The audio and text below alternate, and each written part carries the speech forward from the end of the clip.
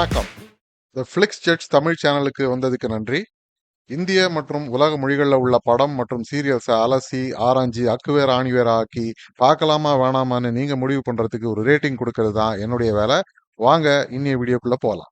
இன்னைக்கு நாம பார்க்க போறது கார்த்தி மற்றும் அரவிந்த் சாமி நடிப்புல வெளியாயிருக்கிற மெய் அழகன் படத்தோட விமர்சனம்.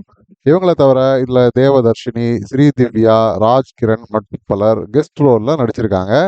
படத்துக்கு இசை கோவிந்த் வசந்தா, இயக்கம் சி பிரேம்குமார். மெய்யழகன் ஒரு சென்டிமெண்டல் எமோஷனல் டிராமான்னு வச்சுக்கலாம். டிராமா ரொம்ப கம்மி, ஆனால் சென்டிமெண்ட்டும் ரொம்ப தூக்கல். ஊரை விட்டு பல காரணங்களுக்காக சிட்டிக்கு வந்துட்டு அதுக்கப்புறம் பல வருஷங்கள் கழிச்சு திரும்ப சொந்த ஊருக்கு போறவங்களை பத்தி நிறைய கதைகள் நாம இந்த சினிமா சீரியல்கள்ல பார்த்துருப்போம். அது மாதிரி ஒரு சப்ஜெக்ட் தான் இது. அருள் தஞ்சாவூர்ல சொந்த பந்தங்களோட பெரிய வீட்டுல பிறந்து வளர்ந்தவர். அரவிந்த் சாமி தான் இந்த பாத்திரத்துல நடிச்சிருக்காரு. இவர் டீனேஜா இருக்கும் பொழுது ஏதோ சொத்து தகராறு காரணமாக இவங்க குடும்பம் ஊரை விட்டு மெட்ராஸுக்கு போய் செட்டில் ஆயிடுறாங்க.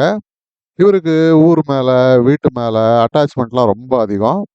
இப்போ 20 வருஷங்கள் கழிச்சு இவருக்கு ஒரு மனைவி, மகள் எல்லாம் உண்டு. அவருடைய தங்கை முறையில உள்ள ஒரு பொண்ணு அவங்களுக்கு கல்யாணம் ஆறதுனால வேற வழி இல்லாத திரும்ப ஊருக்கு போறாரு. போன இடத்துல பல சொந்தங்களுக்கு நடுவுல கார்த்தியை பார்க்கறாரு. கார்த்திக்கு இவரை பத்தி நல்லா தெரியுது எல்லாமே. ஆனா இவருக்கு கார்த்தியை யாருன்னே தெரியல.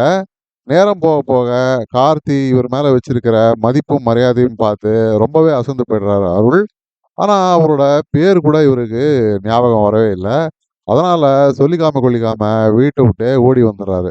அதுக்கப்புறம் என்ன ஆச்சு, கார்த்தி யாரு, இதுதான் இந்த படத்தோட மொத்த கதையே. படம் மொத்தமே கார்த்தி அரவிந்த் சாமி பேசுற காட்சிகள் மட்டும்தான். ஒரு முழு நாள் மற்றும் இரவு முழுக்க இவங்க பேசிக்கிட்டே இருப்பாங்க. கல்யாண வீடு, டீ கடை, கார்த்தியோட வீடு, கணத்தடி, மாட்டுக்கொட்டை, டேம் அப்படின்னு லொகேஷனா போய் பேசிக்கிட்டே இருப்பாங்க. அப்புறம் படம் முடிஞ்சிடும். மொத்தமும் இந்த வீடு சென்டிமெண்ட்டு, ஒரு சைக்கிள் சென்டிமெண்ட்டு, சொந்த பந்தங்கள், ஒரு மாடு சென்டிமெண்ட்டுன்னு பயங்கர சென்டிமெண்ட் ஓவர் டோஸு. போராத குறைக்கு கரிகால சோழன் வரைக்கும் விட்டு வைக்கல. அதுவும் சென்டிமெண்ட் நிறைஞ்ச காட்சிகள் தான். ஓரளவுக்கு மேலே எஸ்பெஷலி செகண்ட் ஹாஃப்ல கிட்டத்தட்ட 1 மணி நேரம் இவங்க 2 பேரும் பேசி திருடுவாங்க. ஆனால் மோஸ்ட்லி கார்த்தி தான் பேசுவார். இது டயலாக் இல்லை, ஒரு மோனலாக்னே சொல்லலாம். கிளைமேக்ஸில் கூட 10 நிமிஷத்துக்கு பேசுவாங்க. மொத்தம் 3 மணி நேரத்துல 95% பேசிக்கிட்டே இருப்பாங்க. இதனால படத்துல ஓரளவுக்கு மேல சலிப்பு தட்ட ஆரம்பிச்சிடுது. கதையிலையும் பெருசா எந்த விதமான ட்விஸ்ட் அண்ட் டர்ன்ஸோ எந்த ஒரு நாட்டோ இல்லவே இல்லை. ரொம்பவே ஃபிளாட்டான கதை மற்றும் திரைக்கதை. நடிப்புன்னு பார்த்தா கார்த்தியும் அரவிந்த் சுவாமியும் ரொம்பவே நல்லாவே நடிச்சிருக்காங்க.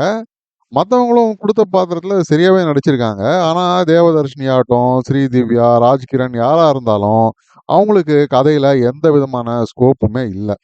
பேக்ரவுண்ட் ஸ்கோர் நல்லாவே இருந்தது. ஆனா அதை போடுற சீன்லலாம் வர கதைகள், அந்த ஜல்லிக்கட்டோ இல்லை அந்த கரிகாலனோட கதையோ வெறும் நரேட்டிவ் ஸ்டைலில் கார்த்தி பேசுகிற மாதிரி இருக்கிறதுனால நமக்கு எந்த இம்பேக்டும் ஏற்படுறதே இல்லை. அதனால போட்ட நல்ல பிஜிஎம்மும் வீணாக போயிடுது. படத்தோட முக்கிய பிரச்சனையே அதோடைய ரொம்ப அதிக நீளம்தான். ஒரு 30-40 நிமிஷத்தை விட்டிருந்தா கூட பெரிய வித்தியாசம் ஒன்றும் இருந்திருக்காது படத்தோட இம்பேக்ட்ல. ஆனா டைரக்டருக்கு இந்த எல்லா விஷயத்தையும் சொல்லணும்னு ஏதோ ஆசை போல இருக்கு. ஆனா கேட்கறதுக்கு ஆடியன்ஸுக்கு பொறுமை இருக்குமா அப்படிங்கிறது சந்தேகம் தான். மற்றபடி கேமரா ஒர்க்கு, செட்ஸு, லைட்டிங் எல்லாமே ரொம்பவே கச்சிதமா இருந்தது. அப்போ படத்தை பார்க்கலாமா வேணாமா அப்படின்னு கேட்டா இது டெஃபினட்டா வெறுமை இந்த சென்டிமெண்டல் ட்ராமா ஃபேன்ஸுக்கு மட்டும்தான் எடுக்கப்பட்ட படம் மாதிரி இருக்கு. அவங்களுக்கே இது ஒரு ஓவர்லோடு தான். இந்த மாதிரி ஊரை விட்டு ஊர் பழைக்க வந்தவங்க, சொந்த ஊரை மிஸ் பண்றவங்க, அவங்களுக்கு ஒன்றா இது நல்லா ஒர்க் அவுட் ஆகும். ஆனால் மற்றபடி ஜென்ரல் ஆடியன்ஸுக்கு கொஞ்சம் போரிங்கான ரொம்பவே நீளமான ஒரு படம் தான் இது. ஓடிடியில் வரும்பொழுது பார்த்துக்கங்க, இதுதான் என்னுடைய சஜஷன்.